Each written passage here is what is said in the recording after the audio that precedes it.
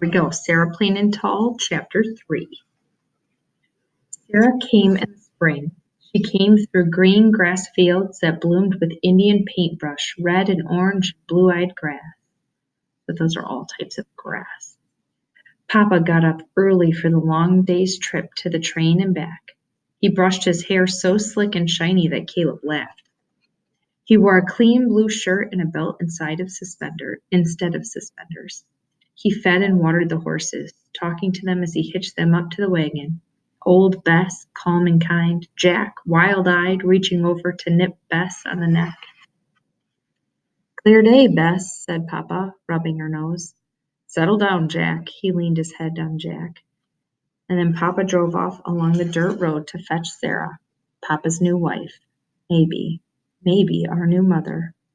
Gophers ran back and forth across the road, stopping to stand up and watch the wagon. Far off in a field, a woodchuck ate and listened.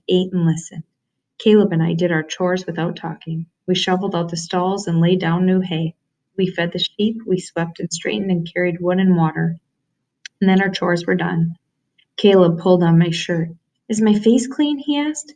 "Can my face be too clean?" He looked alarmed. "No, your face is clean, but not too clean," I said. Caleb slipped his hand into mine as we stood on the porch watching the road. He was afraid. "Will she be nice?" he asked. "Like Maggie?" "Sarah will be nice," I told him. "How far away is Maine?" he asked. "You know how far. Far away, by the sea." "Will Sarah bring some sea?" he asked. "No, you cannot bring the sea."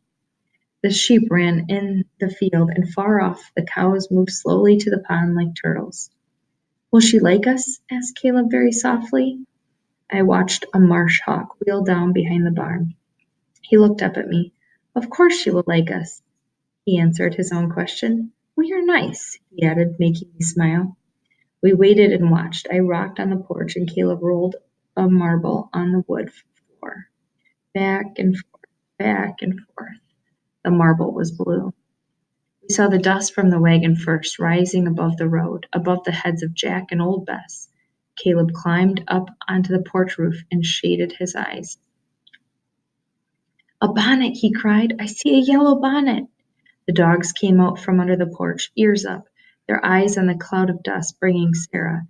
The wagon passed the fence field, and the cows and sheep looked up too. It rounded the windmill in the barn and the windbreak of Russian olive that Mama had planted long ago. Nick began to bark, then Lottie, and the wagon clattered into the yard and stopped by the steps. "Hush," said Papa to the dogs, and it was quiet. Sarah stepped down from the wagon, a cloth bag in her hand. She reached up and took off her yellow bonnet, smoothing back her brown hair into a bun. She was plain and tall. "Did you bring some sea?" cried Caleb behind me. "Something from the sea," said Sarah, smiling. "And me." She turned and lifted a black case from the wagon. "And Seal, too." Carefully, she opened the case, and Seal, gray with white feet, stepped out. Lottie lay down, her head on her paws, staring. Nick leaned down to sniff. Then he lay down, too. "The cat will be good in the barn," said Papa, "for mice."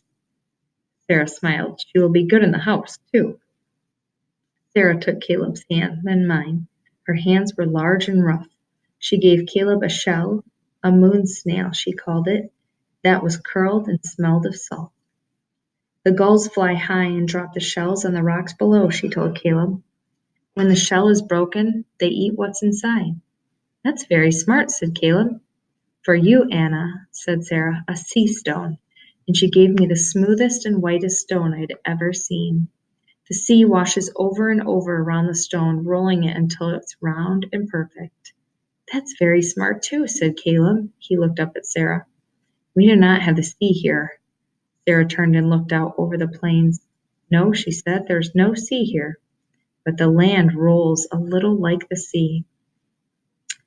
My father did not see her look, but I did, and I knew that Caleb had seen it too.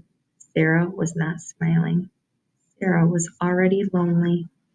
In a month's time, the preacher might come to marry Sarah and Papa, and a month was a long time enough for her to change her mind and leave us. Papa took Sarah's bag inside.